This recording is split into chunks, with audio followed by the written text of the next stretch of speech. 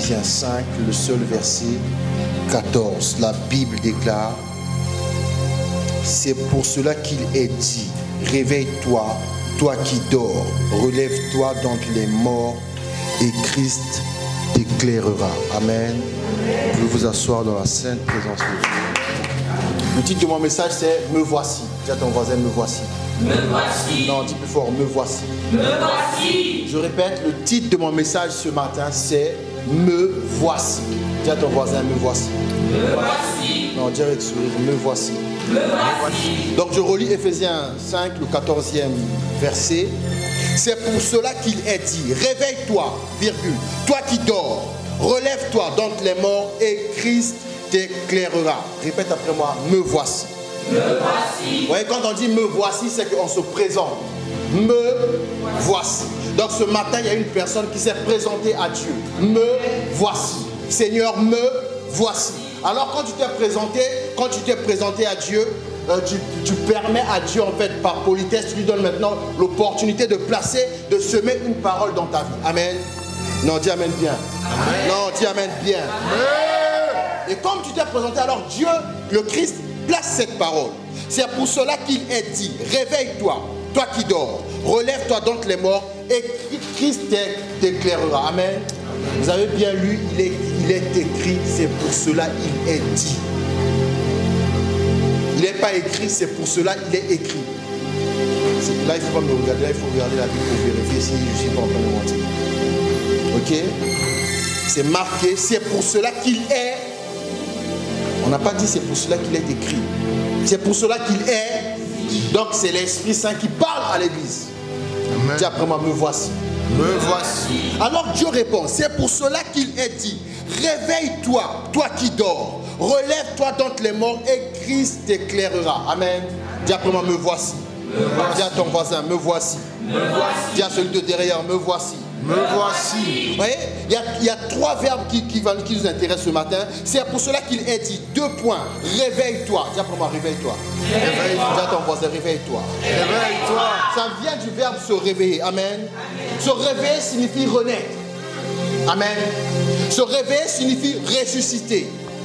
Donc, celui qui est réveillé, celui qui est né de nouveau, celui qui se présente à Dieu, amen, Dieu le suscite de nouveau.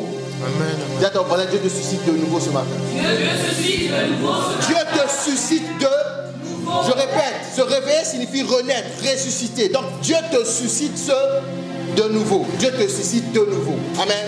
Donc, ce qui vient de se produire dans la vie de Ben, c'est que Dieu vient de le susciter de nouveau. Amen. Alors pourquoi on dit de nouveau? Parce que Dieu l'avait déjà suscité une première fois. La Bible dit, Dieu forma le corps avec la poussière de la terre, Dieu souffla et l'homme devient une âme vivante. Donc on avait suscité à des desseins afin de dominer sur la terre. Amen. Il a péché. Amen.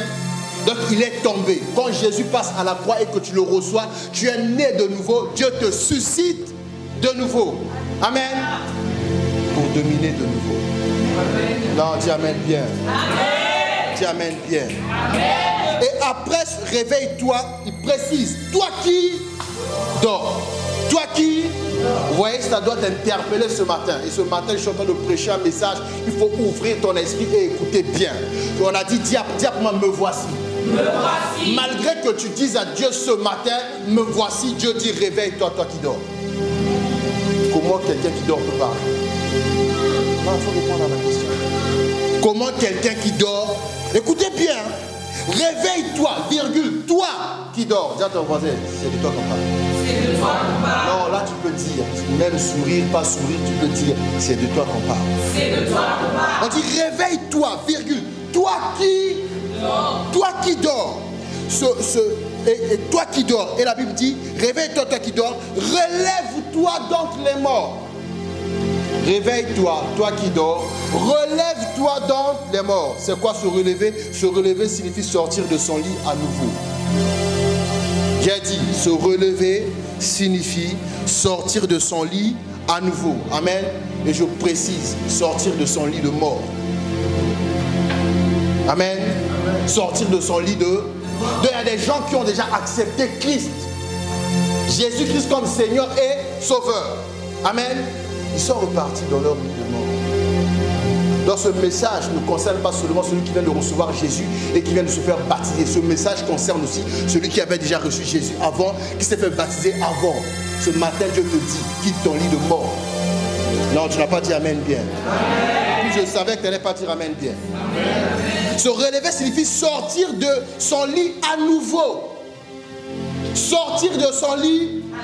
Se relever signifie se remettre debout. Se remettre. Dis à ton voisin, arrête de te plaindre d'être tombé. Arrête de te plaindre d'être tombé. Remets-toi debout. Remets-toi debout. Ah, je suis tombé. Remets-toi debout. Ah oui, quand on est tombé, la prochaine étape, c'est se remettre debout. C'est pas rester par terre. Tu es sale ou quoi? Ça, il ne faut pas dire à ton voisin. Parce que j'entends les gens dire c'est ça. Non, ça ne faut pas dire à son voisin. Voyez? Se relever signifie se remettre debout, se redresser. Quelqu'un m'entend ce matin? Se redresser. Toi, tu vas dire, pasteur, si je suis tombé, ça signifie qu'il y avait un poids qui était tellement lourd qui m'a fait tomber à nouveau. Oui, c'est pour ça que Jésus a dit, prends mon joug. Ok? Avec Jésus, il faut apprendre à jouer au troc. Je répète, avec Jésus, il faut apprendre à jouer au troc. Vous savez, c'est quoi un troc?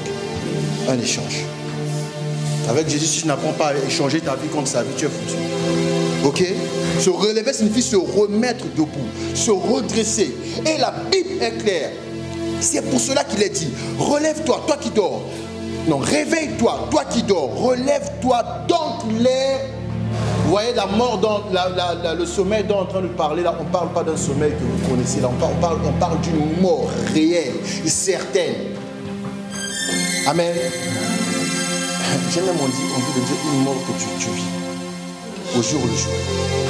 Tout est mort, rien n'avance. Quand il faut regarder une émission télé, tu regardes bien. Quand il faut lire la Bible, tu dors, tu es mort. Amen. Quand il faut profiter, tu as des idées, comment dire ça, lumineuses. Tu as l'art et la manière de faire dépenser les gens les sous. Tu n'as jamais une idée lumineuse pour aider quelqu'un. Tu es mort. Tu as l'art et la manière de t'énerver afin de faire changer les autres d'avis. Tu es un manipulateur. Sors de ce lit. Sors de ce lit. Sors de ce lit. Amen. Regardez les étapes. Réveille-toi, toi qui dors. Relève-toi d'entre les morts. Relève-toi d'entre les... Vous voyez, à force de côtoyer les morts, vous avez la mentalité des morts et vous ne vous rendez même plus compte que vous êtes mort. Amen. Vous voyez, si quelqu'un était soi-disant belle et commençait à traîner avec des moches, elle n'est plus belle. Elle pense qu'elle est toujours belle. Le jour où vous vous ramenez maintenant là où il y a des beaux et des belles, vous allez voir, vous allez vous rendre compte que même la plus belle d'entre nous avait un complexe, son nez. Pourquoi? Parce que la belle a vu une femme avec un nez de Michael Jackson. Ok? Comme ça, je vous demandais si chez moi ça pèse combien de kilos. Amen. C'est pour cela qu'il est dit, réveille-toi, toi qui dors, relève-toi d'entre les morts. Et Christ est... Donc le dernier verbe ici, c'est éclairer. Déjà pour moi, éclairer. Éclairer signifie répandre la lumière sur. Répandre la lumière sur. Amen. Donc on dit que Christ éclairera, Christ va répandre sa lumière sur toi. Éclairer signifie encore procurer de la lumière à quelqu'un. Donc non seulement il répand sa lumière sur toi, il te procure une lumière. Il te procure une... Donc les œuvres que tu dois manifester maintenant, c'est désormais, dorénavant, les œuvres de lumière. Parce qu'on t'a procuré une lumière. Mais pour manifester cette lumière, il faut quitter ton lit de mort. Amen. Éclairer, c'est procurer de la lumière à quelqu'un. Écoutez bien, écoutez bien. Éclairer, c'est renseigner. Mettre quelqu'un en état de discerner. Quelqu'un n'a pas compris. J'ai dit, éclairer, c'est renseigner. Mettre quelqu'un en état de discerner. La vie que tu reçois avec le Christ te met en état de discerner le bien du mal, le vrai du faux, la volonté du Dieu de celle du diable.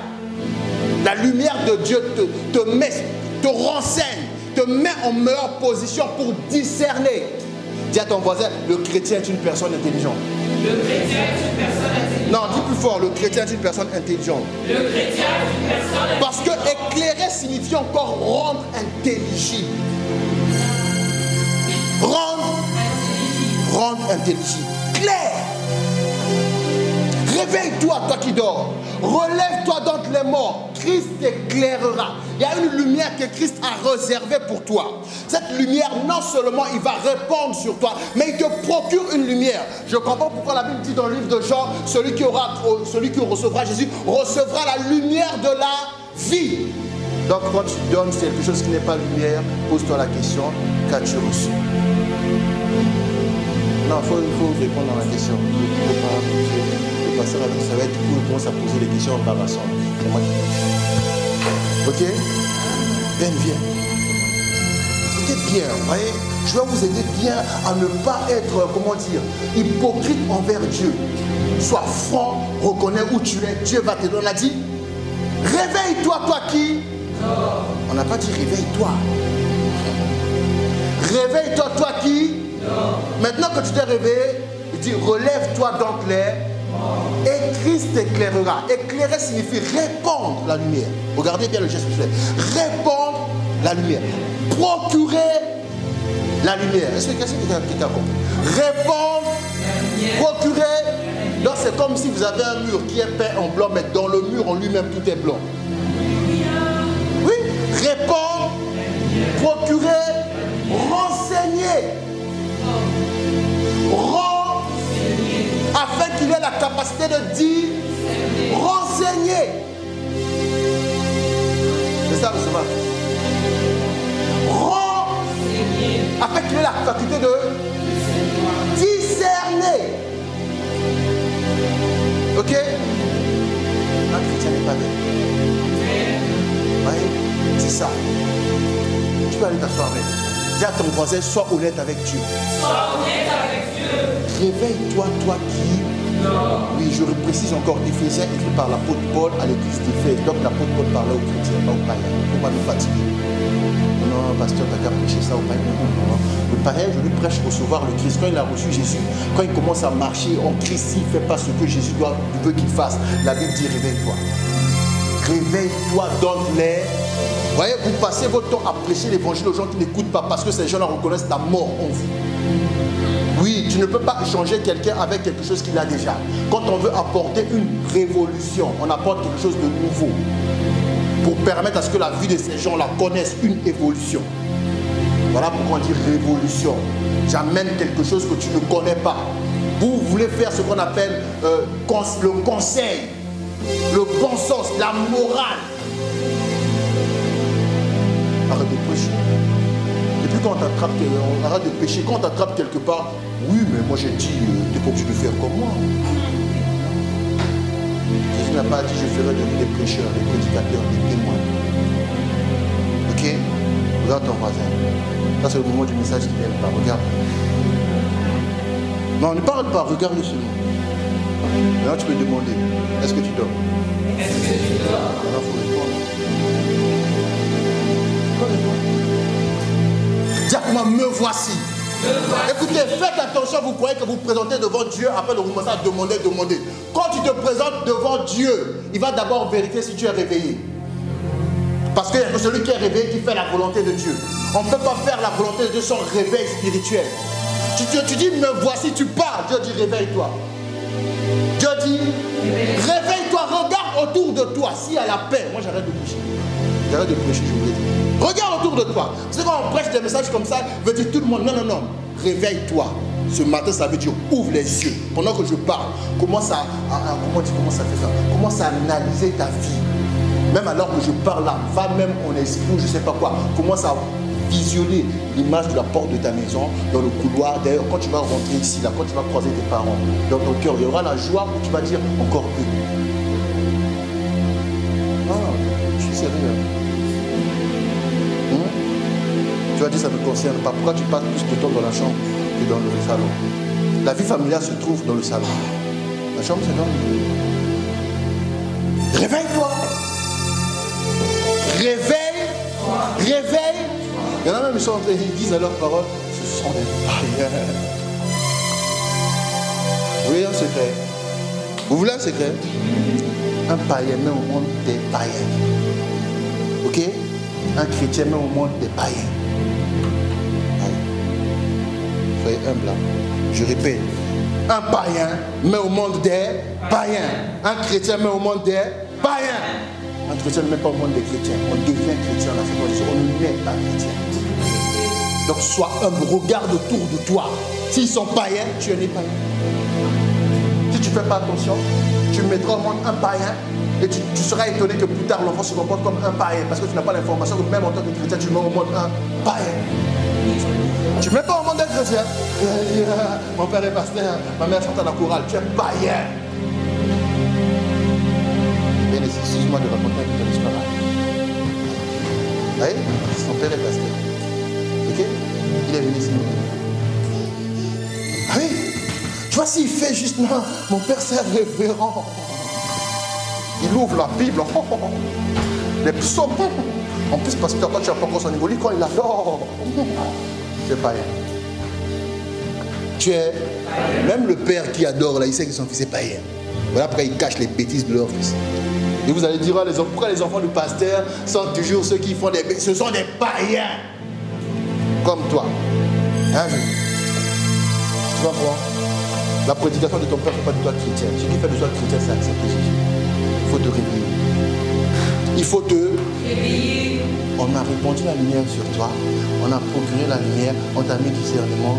Toi, comme un bon Africain, tu es reparti dans la boue. Maintenant, il faut réfléchir.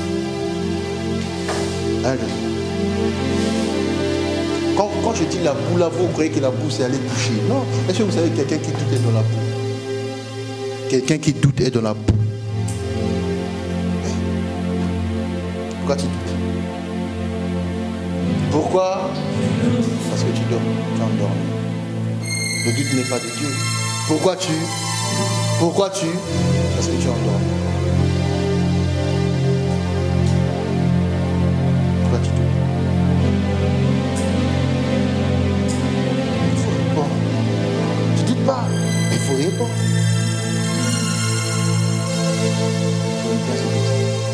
Là, ton voisin, réveille-toi.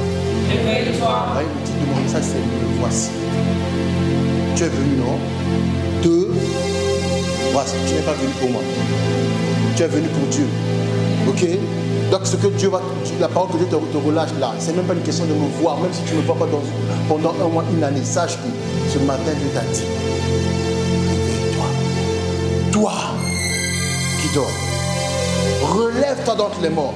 Christ t'éclairera, ça signifie qu'il sait que là où tu es, vit obscurité dans obscurité sur obscurité. Vous voulez savoir comment vous êtes? Vernis-toi, lâchez-moi. C'est comme en français parle, je me rappelle que je suis parisien, ça revient fort, c'est comme l'ancien. Vous voulez que je vous dise une parole qui va faire que vous allez vous rendre compte que vous dormez. Ok? Pendant que je parle, commence à réfléchir au nombre de personnes avec qui tu as des problèmes et le nombre de fois où tu as eu raison. La preuve que ta conscience est déjà éteinte. Tu as eu 10 problèmes, tu as toujours eu. Là n'est pas le problème. Comment une personne qui a toujours raison peut avoir 10 problèmes avec 10 personnes différentes? Ça, c'est le véritable problème. Ce n'est pas la raison que tu as eu. Tu peux avoir 10 fois les problèmes, 10 fois raison. Toi, tu vas dire j'ai eu raison. Ok? Mais la véritable question, comment toi, homme de paix, tu peux avoir 10 fois problème avec 10 personnes différentes? Si vous vous attardez toujours, j'ai eu raison, vous n'allez pas sortir de là. Tu as eu raison, mais tu as toujours des problèmes. Donc même les gens qui ont eu tort, même si tu as raison, pour eux, désormais, toi tu es catégorisé comme une personne à problème. Tu vas rater la bénédiction, parce que la bénédiction d'un homme est toujours donnée par un autre homme, pas par Dieu. Vous êtes des menteurs. Dieu, quand il veut te bénir, il utilise un homme. Oui. C'est Moïse qui devait sortir le peuple d'Égypte. En Égypte, il n'y avait personne pour prêcher à Moïse Dieu. Dieu l'a envoyé dans le désert 40 jours, 40 nuits, non, 40 ans plus tôt. Et dans le désert, il rencontre un homme qu'on appelle Jéthro, un sacrificateur. C'est lui qui a appris à Moïse c'est qui Dieu. Il faut lire la Bible. Moïse en Égypte ne connaissait pas Dieu. Vous voyez? Il était libérateur. Mais pour avoir l'information, la lumière, il fallait un autre homme. Oh non, moi quand je dors, Dieu m'enseigne. Menteur, il t'a enseigné quoi? Même Jésus a été enseigné par Jean-Baptiste. Dieu t'a enseigné quoi? Même Paul a été enseigné par Gamaliel. Dieu t'a enseigné quoi? Même Pierre, enseigné par Jésus. Dieu t'a enseigné Même Jean le Baptiste enseigné par Zacharie le sacrificateur, son père. Même Jérémie enseigné par son père. Toi, Dieu t'a enseigné quoi? Vous voyez que les gens qui ont toujours raison, qui sont seuls, maintenant qui ont décidé de se barricader, ils sont maudits. Ouais. Ta bénédiction, c'est dans la main de quelqu'un. Dieu n'est pas fou. C'est quoi le plus grand des commandements? L'amour envers Dieu et envers qui? Parce que Dieu sait que la solution à ton problème, il l'a mis dans le prochain. Toi, tu es en train de l'ignorer. Même Moïse a dit, je ne sais pas parler. Dieu lui dit, ta solution pour savoir parler, là, c'est dans Aaron. Oui, la solution, c'est toujours dans quelqu'un. Jésus, il a été charpentier. Il ne sait pas comment gérer l'argent. Même la solution de gérer l'argent, Dieu a mis ça dans un assassin, Judas. Et Judas qui tenait la bourse. Hein? Jésus savait qu'il fallait payer l'impôt. Il ne sait pas comment faire ça. On a mis quelqu'un auprès de lui qui gérait les impôts. La solution des problèmes, d'un problème est dans la vie de quelqu'un. Toi, tu dors parmi les mots. Vous êtes là toujours. On a raison. À Verviers, on ne nous aime pas.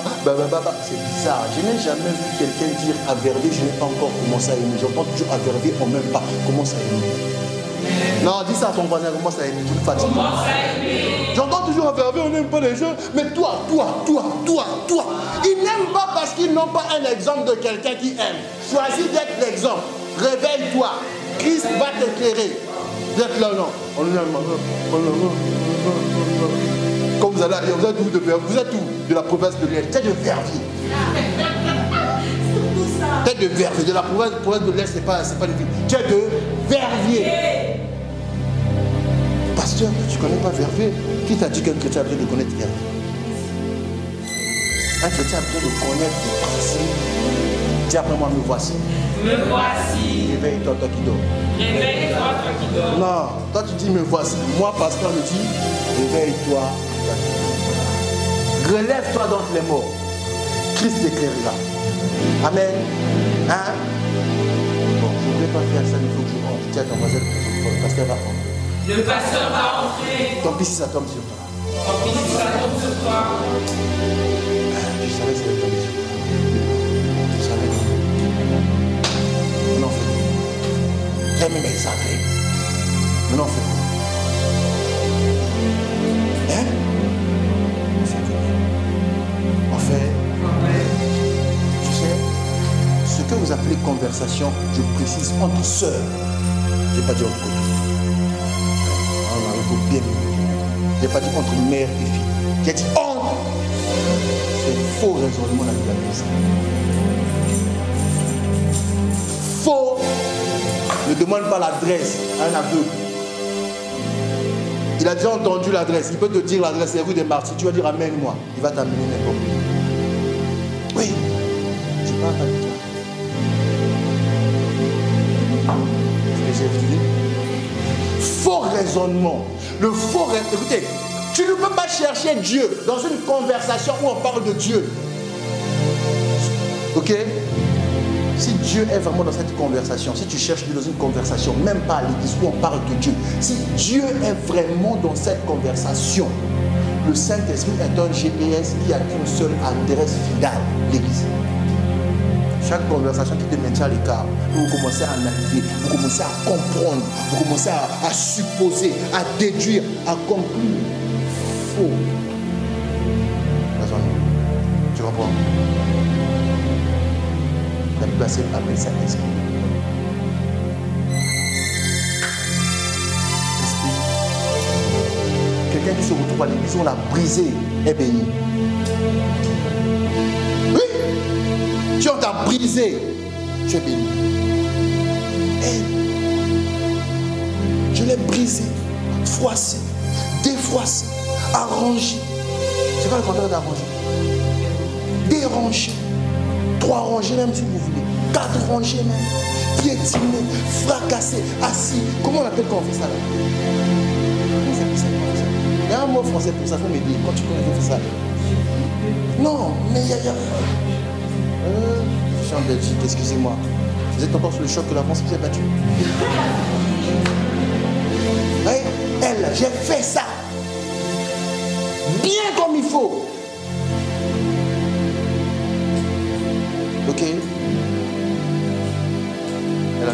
direct avec moi. Donc quand je t'avais parlé comme un prophète, vous aimez que les gens qui disent ainsi parle l'Éternel. Moi, je ne veux pas dire ainsi parle l'Éternel. Je n'ai pas besoin de dire ainsi parle l'Éternel. Crois sur moi. Mais dis. Il y a certaines personnes, quand tu les approches, s'ils sont loin du pasteur qui va t'éloigner, tu te souviens? Et puis dans mon bureau, je t'ai reçu, je t'ai dit, toi, reste assis. Je t'observe. Toi, tu as fait comme Caïn. Vous connaissez Caïn? Dieu a refusé son sacrifice. Dieu a accepté le sacrifice de Abel. Vous savez pourquoi il a tué Abel? Non, pour mettre Dieu contre lui, il va dire à Dieu maintenant que j'ai tué Abel. Qui va te donner maintenant le sacrifice? Tu vas demander quoi? À qui? À moi. Donc tu vas accepter ce que j'avais refusé.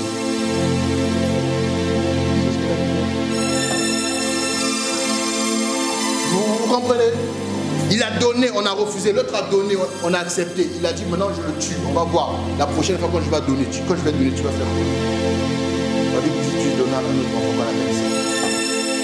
Cette Enoch, et à partir de ce moment-là, on a commencé à évangéliser. Si ton salon, on ne même pas ton salon, si le salon de ta mère te sauve, ou le salon de ta grande soeur te sauve, moi je ne peux pas ça. Même si elle ne comprend pas, cette ne finira pas, elle comprendra que moi je ne comprends pas. C'est seulement Dieu.